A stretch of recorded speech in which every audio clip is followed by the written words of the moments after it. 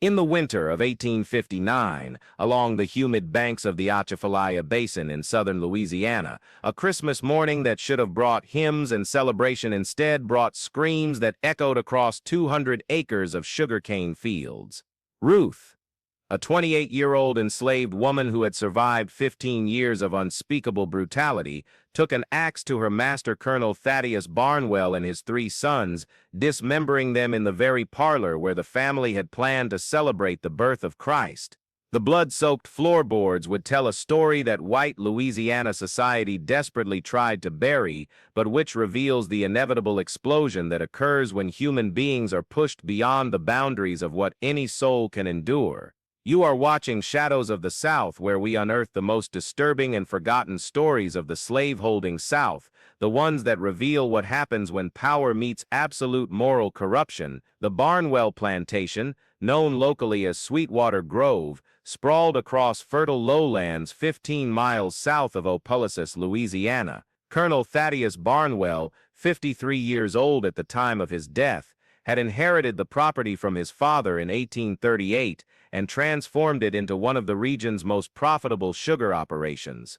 By 1859, nearly 200 enslaved men, women, and children worked the cane fields under conditions that even other plantation owners whispered about in disapproving tones. Barnwell was a lean man with graying temples and cold blue eyes that never seemed to blink, a veteran of the Mexican War who ran his property with military precision and Old Testament fury. He attended the First Baptist Church of Opelousas every Sunday without fail, sat in the front pew with his family, and believed with absolute conviction that slavery was divinely ordained, that God himself had created the Negro race to serve white civilization. His wife, Margaret, had died in childbirth in 1851, leaving him with 3 sons. Thomas, age 24, a lawyer recently returned from study in New Orleans; William, 21, who managed the plantation's day-to-day operations; and Charles, 18, who harbored ambitions of attending West Point. The Barnwell men were pillars of their community, respected in the Opelousas social circles, their wealth built on sugar and suffering in equal measure. Ruth had been born on a smaller plantation near Baton Rouge in 1831, the daughter of a field hand named Sarah, who died when Ruth was 7 years old. At 13, Ruth was sold to Colonel Barnwell to settle a gambling debt, separated from the only family she had ever known, her younger brother Jacob, whom she never saw again. She was brought to Sweetwater Grove in the autumn of 1844, a terrified child who spoke little and cried often in those first months. Barnwell assigned her initially to the kitchen house, but by the time she turned 15, he had noticed her in ways that enslaved girls learned to dread. Ruth was tall for a woman of that era, nearly 5 feet 8 inches, with strong shoulders from years of labor, skin the color of polished mahogany, and eyes that one overseer later described as containing a kind of fire that never went out, no matter how much you tried to break her. Over the next 13 years, Colonel Barnwell raped Ruth repeatedly, treating her as property he could use at his pleasure, sometimes in the darkness of her cabin, sometimes in his own study when his sons were away. She bore him 4 children, a girl who died in infancy, twin boys who were sold downriver when they were 5 years old, despite Ruth's screams and pleading, and a daughter named Grace, who was 7 years 1859, and worked in the main house under the watchful cruelty of the Barnwell sons. The plantation operated under a system of terror that would have shocked even hardened slaveholders in neighboring parishes. Barnwell believed that discipline and fear were the foundations of productivity, and he administered punishments with methodical cruelty. The overseer, a rough Irish immigrant named Patrick Dunn, carried out floggings in a clearing behind the sugar mill every Saturday morning, the day Barnwell had designated for correction. Enslaved people who failed to meet their quotas, who spoke with disrespect, or who showed any hint of resistance were stripped and whipped, while the entire slave population was forced to watch. Barnwell himself sometimes supervised these sessions, standing with his hands clasped behind his back, counting the lashes aloud in a calm, measured voice. Ruth had received the lash more than 20 times over the years, her back a crosshatch of scars that told the story of her resistance and her refusals to be fully broken. Beyond physical punishment, Barnwell employed psychological torture with equal calculation. He separated families, sold children, and paired enslaved people for breeding like livestock, all while preaching about Christian duty and the civilizing mission of slavery every Sunday in church. Among the enslaved community at Sweetwater Grove, 8 individuals formed a core group that Ruth trusted and confided in, relationships forged in the fires of shared trauma. There was Moses, 46 years old, the plantation blacksmith, whose left hand had been mangled in an accident years before, but who could still shoe a horse better than anyone in 3 parishes. Moses had been at Sweetwater since Barnwell's father's time, had seen 3 generations of suffering, and spoke in a low rumble that commanded respect, even from the white overseers. There was Dinah, 34, the head cook, a woman from the Carolinas, who remembered freedom songs her grandmother had taught her, and who wore her hair wrapped in bright cloth even though Barnwell forbade displays of African custom. Samuel was 29, a field foreman selected by Barnwell himself for his size and strength, a man who walked a terrible line between survival and collaboration, who enforced work quotas during the day, but wept alone at night for what he had been forced to become. Esther, only 16, worked in the dairy house, a girl with a quick mind and careful hands who had caught the attention of Thomas Barnwell in recent months, a attention that everyone knew would lead to her destruction. Benjamin, 51, was the oldest among them, nearly blind in one eye from a beating decades ago, who led prayer services in the slave quarters on Sunday evenings and spoke of exodus and deliverance in coded language. Hannah, 25, Ruth's closest friend, shared a cabin with her, and Grace had lost her own child to Sale 2 years prior and possessed a talent for healing with herbs that made her valuable but also suspected of conjuring by the White family. Isaac, 19, worked in the stables, a young man with restless energy and dreams of escape who had already run away twice and been dragged back in chains both times. And there was Ruth's daughter Grace, 7 years old, who looked heartbreakingly like her mother, but had Barnwell's pale blue eyes, a living reminder of violence that Ruth both loved with fierce maternal devotion and mourned for the life that had been stolen from her. The winter of 1859 brought a shift in the already oppressive atmosphere of Sweetwater Grove, a darkening that seemed to thicken the very air. Thomas Barnwell, recently returned from New Orleans, with his law degree and ambitious plans to enter politics, had begun to take a more active role in managing the plantation's enslaved population. He was crueler than his father in some ways, more creative in his punishments, less predictable. Where Colonel Barnwell operated with cold system, Thomas acted with hot malice. In November, he had ordered Samuel flogged for failing to prevent a work slowdown in the fields, 50 lashes that left the man unable to stand for 3 days. Thomas had taken particular interest in Esther, the 16-year-old dairy worker, following her with his eyes during his walks through the property,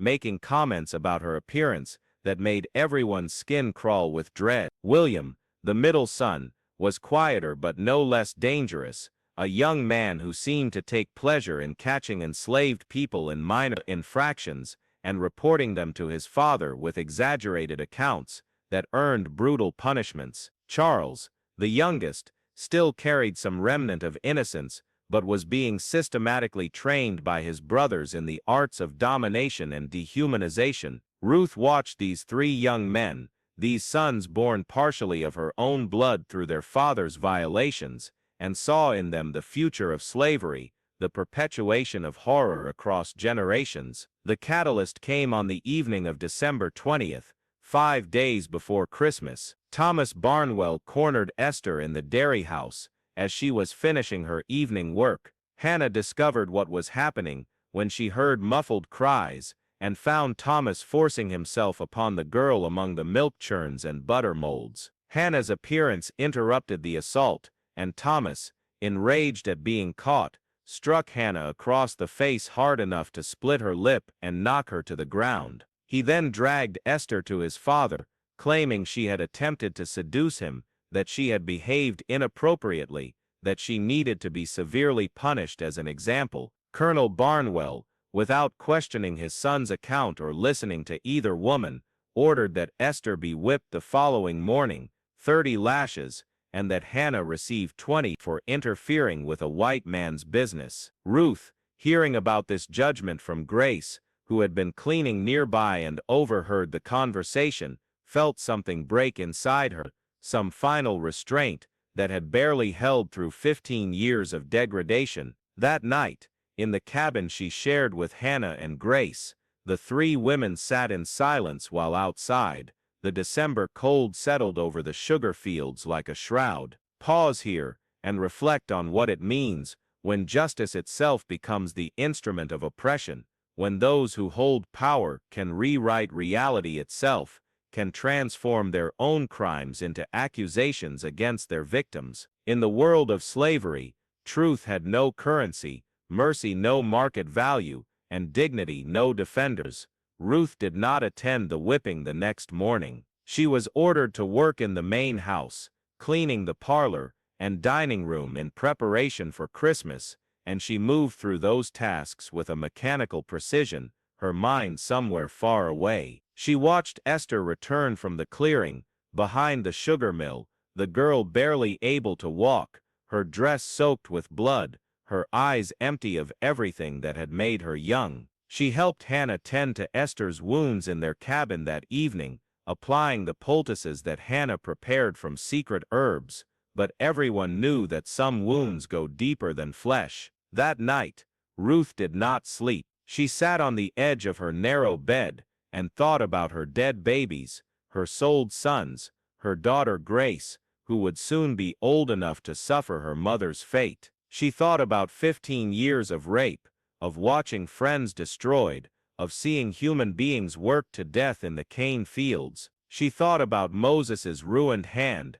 Samuel's broken spirit, Benjamin's blinded eye, Isaac's scarred back from his attempted escapes. She thought about a God who seemed deaf to their prayers, and a world that celebrated Christmas while people lived in chains. And she made a decision that would end in blood and fire, and a kind of terrible, inevitable justice. If you're finding these stories as unsettling as they are necessary, consider subscribing to Shadows of the South. These histories were deliberately buried, hidden in courthouse basements, and edited out of family Bibles, but they need to be remembered, examined, and understood if we are ever to reckon with what slavery truly was. Christmas preparations at Sweetwater Grove proceeded with the usual elaborate rituals of the planter class. Colonel Barnwell had ordered a pig roasted for the enslaved population, a holiday tradition he considered generous, though the meat would be tough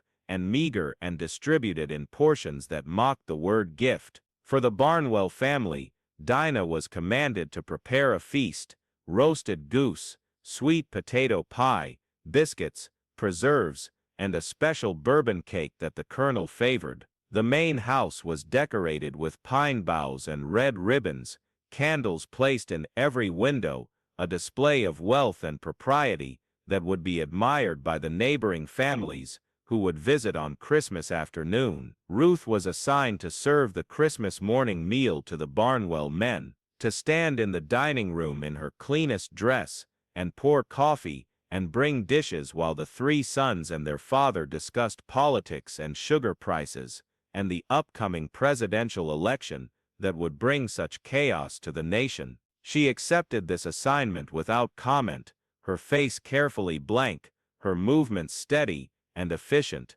On Christmas Eve, Ruth spent hours in the cabin with Grace, holding her daughter close, stroking her hair, singing old songs her own mother had sung before she died. She told Grace that she loved her more than life itself, that she was sorry for every moment of suffering, that some things in this world were so broken they could never be fixed by patience or prayer. Hannah, watching from across the cabin, understood something was happening, but did not ask questions. There are moments when words become useless, when the only communication that matters passes through eyes that have seen too much. Ruth spent time with each of her trusted friends over those final hours. She embraced Moses at the blacksmith forge and thanked him for being a father figure when she had none. She sat with Benjamin and listened to him read from a contraband Bible about the angel of death passing over Egypt. She found Samuel in the fields at dusk and told him that his suffering was not his fault, that no one could judge the impossible choices slavery forced upon them. She whispered to Isaac that sometimes freedom comes not from running, but from finally refusing to run anymore. And she held Esther, the broken girl who was only 16, and promised her that the world would know what had been done, that silence would not be the last word. Christmas morning dawned cold and clear across the Louisiana lowlands, the sky a pale blue that seemed incongruously beautiful for what was about to unfold. The Barnwell men dressed in their finest clothes, the colonel in a dark wool suit with a gold watch chain, his sons in tailored jackets and polished boots. They gathered in the parlor for a prayer before breakfast, the colonel reading from Luke's gospel about the birth of Christ in a manger, about peace on earth and goodwill toward men, apparently blind to the irony of celebrating the birth of a man who preached liberation while maintaining a plantation built on human bondage. After prayers, they moved to the dining room where Ruth stood waiting, a serving tray in her hands, her expression calm and distant. She brought them coffee, hot and steaming in fine china cups. She served them biscuits and preserves, the food Dinah had prepared with hands that trembled with knowledge of impending catastrophe. She moved around the table with practiced efficiency, her presence barely acknowledged by the 4 white men who discussed whether South Carolina would truly secede, and what it might mean for cotton and sugar markets. The axe had been taken from the woodshed behind the kitchen house the night before, carried to the main house wrapped in an old blanket, hidden in the storage closet off the dining room where cleaning supplies were kept. Ruth had chosen an axe rather than a knife, because she knew that what needed to be done required force and finality, required the kind of tool that could not be mistaken for anything but what it was, an instrument of execution. She had sharpened the blade herself, working the whetstone in careful circles until the edge gleamed in the lamplight. When the moment came, as the Barnwell men laughed over some joke about the inefficiency of free labor,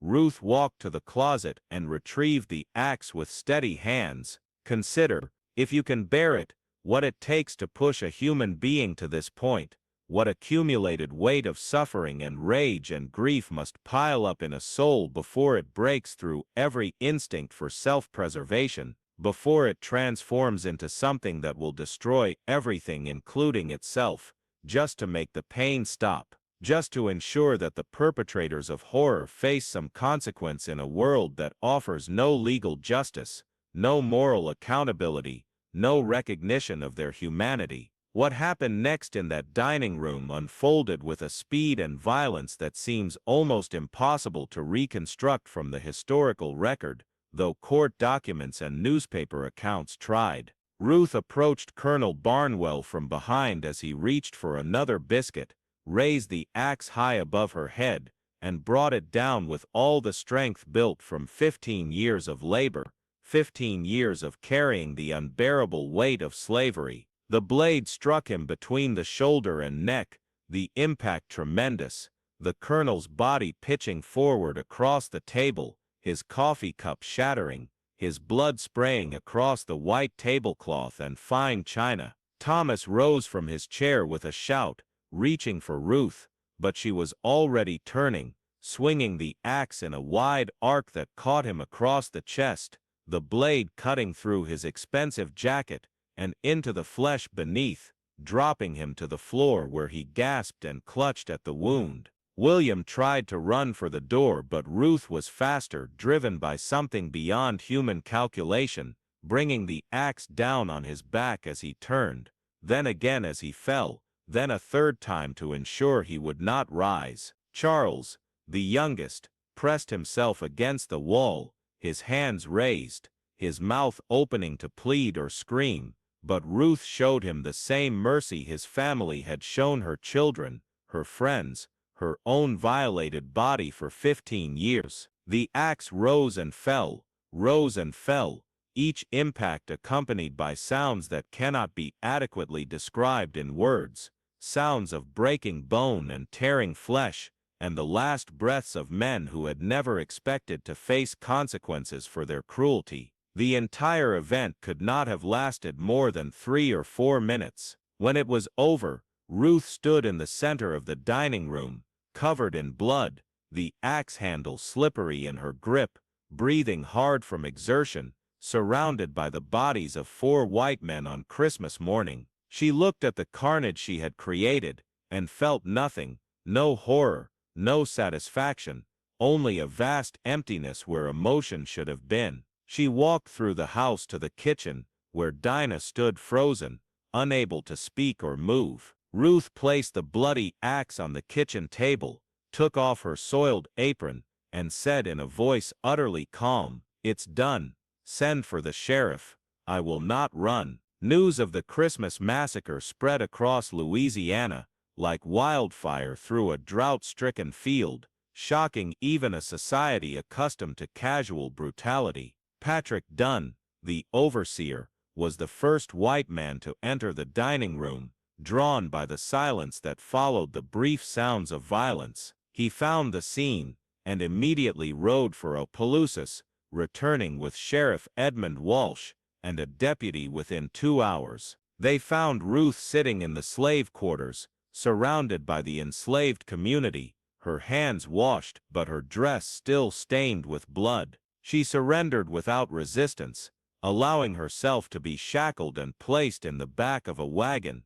Grace clung to her mother's legs, screaming and crying, until Hannah pulled the child away. Ruth looked at her daughter one last time and said, "Remember that your mama loved you, that she did what needed doing, so maybe you might live different." Those were her last words to Grace, spoken on Christmas morning, 1859, in the shadow of sugarcane fields that had drunk so much suffering. The legal proceedings that followed were a mockery of justice even by the standards of antebellum Louisiana. Ruth was held in the Opelousas jail, a small stone building that reeked of human waste and despair. She was not provided an attorney, not permitted to testify on her own behalf, not allowed to present any evidence of the 15 years of rape and brutality that had preceded her actions. The trial lasted 4 hours. Witnesses included Patrick Dunn, who testified to finding the bodies, several neighbors who spoke of the Barnwell family's good character and standing in the community, and a physician who described the nature of the wounds in clinical detail. No one asked Ruth why she had done it. No one inquired into the conditions on Sweetwater Grove. No one seemed to think it relevant that Colonel Barnwell had repeatedly raped the woman now on trial for his murder, or that his sons had continued their father's legacy of sexual violence. The jury of 12 white men deliberated for 20 minutes before returning a guilty verdict. The judge, a plantation owner himself, sentenced Ruth to death by hanging, to be carried out within the week. In his statement from the bench, he called the murders an act of savage barbarism that reveals the inherent danger of the Negro race, and praised the late Colonel Barnwell as a Christian gentleman and pillar of our community. Stop and think about the deliberate blindness required to maintain such a system, the willful ignorance that allowed men to sit in judgment without once questioning their own complicity, their own participation in the machinery that created such inevitable explosions of violence. Slavery required not just the subjugation of black bodies, but the corruption of white souls, the complete abandonment of any genuine moral reasoning in favor of self-serving narratives about civilization and divine order. Ruth was executed on January 4, 1860, in a public hanging attended by hundreds of white residents from Opelousas and surrounding parishes. She walked to the gallows without assistance, her head held high, refusing the ministrations of a Baptist preacher who wanted to hear her confession and secure her eternal soul. When given the opportunity to make a final statement, she spoke clearly and without trembling. "I killed them because they deserved to die. I killed them because they took everything from me. I killed them because God was deaf, and the law was blind, and there was no other way. My only regret is that I could not kill every man who thinks he owns other people's lives." The crowd responded with shouts of outrage, calls for immediate execution, but Ruth continued, "Remember my name. Remember what happened at Sweetwater Grove. Remember that we are human beings, and human beings cannot be made into property without consequences." The hangman placed the hood over her head, and the noose around her neck. The trap door opened. Ruth died quickly, her neck breaking from the fall, her body going still as hundreds of white observers nodded in satisfaction that order had been restored and proper hierarchy maintained. The aftermath of Ruth's execution rippled through Louisiana in ways that the white establishment tried desperately to control, but could not fully contain. Sweetwater Grove was sold within 6 months to settle Colonel Barnwell's debts, purchased by a consortium of New Orleans investors who knew nothing of its blood-soaked history. The enslaved population was dispersed through various sales, families broken up as had always been the custom, human beings scattered across the South like seeds thrown to the wind. Grace, Ruth's 7-year-old daughter, was purchased by a merchant in Baton Rouge who needed domestic help. What became of her after emancipation remains unknown, as is the fate of so many children born into slavery's nightmare. Moses, the blacksmith, was sold to a smaller plantation near Lafayette and died there in 1863, never seeing freedom. The timing of Ruth's execution, coming just 1 year before the nation would tear itself apart in civil war, seems almost prophetic in hindsight. The Christmas massacre was a small preview of the violence that would engulf the South when the enslaved population finally had the backing of Union armies and the legal framework of emancipation. What happened at Sweetwater Grove on an individual scale would happen across the region on a massive scale as slavery collapsed, and 4 million people claimed their freedom by force when their masters refused to grant it peacefully. The white South's response to Ruth's actions, the quick trial and execution, without any questioning of the underlying system, mirrored the region's response to the growing sectional crisis,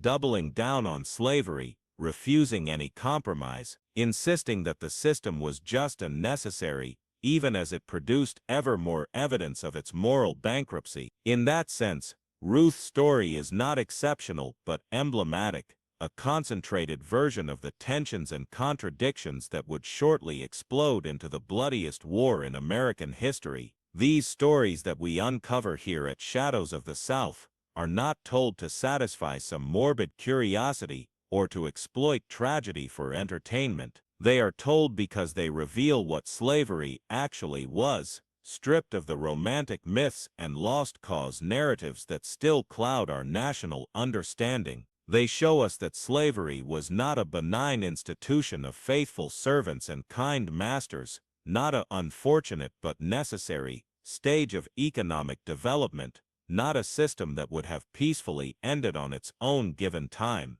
It was horror. It was systematic destruction of human lives and souls. It was rape and torture and family separation as normal business operations. It was moral corruption on such a vast scale that it required a war and 600,000 deaths to finally end it. Ruth of Louisiana, who killed her tormentors on Christmas morning 1859 and went to the gallows with her head held high, understood this truth in her bones. She knew that some things are so evil that they must be resisted even unto death, that there are fates worse than dying, that human dignity sometimes demands a price paid in blood. The silence that white Louisiana imposed on Ruth's story, the deliberate forgetting and erasure, represents one final act of violence against her memory and all that she represents. By refusing to acknowledge what produced her actions, by treating the massacre as inexplicable savagery rather than inevitable resistance, the white South maintained its delusions about the essential benevolence of slavery right up until the moment Union soldiers forced them to confront reality. That same impulse toward forgetting, toward papering over uncomfortable truths, continues in various forms today, whenever we choose convenient myths over difficult history, whenever we pretend that slavery was not as bad as it actually was, whenever we act as though these stories are too disturbing to examine or too distant to matter. Ruth's final words from the gallows, her insistence that people remember what happened at Sweetwater Grove, was a demand that echoes across the decades. Remember, acknowledge, reckon with what was done and what it cost. Understand that the past shapes the present in ways we cannot escape through willful ignorance. As you reflect on Ruth's story and the Christmas massacre at Sweetwater Grove, consider what it reveals about the nature of power and resistance, about the breaking points of human endurance, about the moral catastrophe that was American slavery. Consider also what it asks of us now, what obligations we carry to remember and acknowledge and understand these histories that were deliberately buried. The blood that soaked into the floorboards of that Louisiana dining room on Christmas morning 1859 has long since been scrubbed away, or burned away, or buried beneath new construction, but the violence it represents, the suffering and rage and desperate resistance it embodied, remains part of our national legacy, whether we choose to confront it or not. Ruth demanded to be remembered, demanded that her humanity be acknowledged even as she was led to the gallows. The least we can do, the absolute minimum requirement of historical honesty, is to grant her that final wish, and to understand what her story tells us about the nation we inherited, and the work still required to reckon with that inheritance. These histories are not comfortable, but they are necessary. They disturb us because they should disturb us. They challenge us because true history always challenges comfortable narratives. And they remain relevant because the questions they raise about power, resistance, justice, and human dignity have never been fully resolved, never been adequately answered, never stopped mattering, no matter how much time passes or how desperately some wish to forget.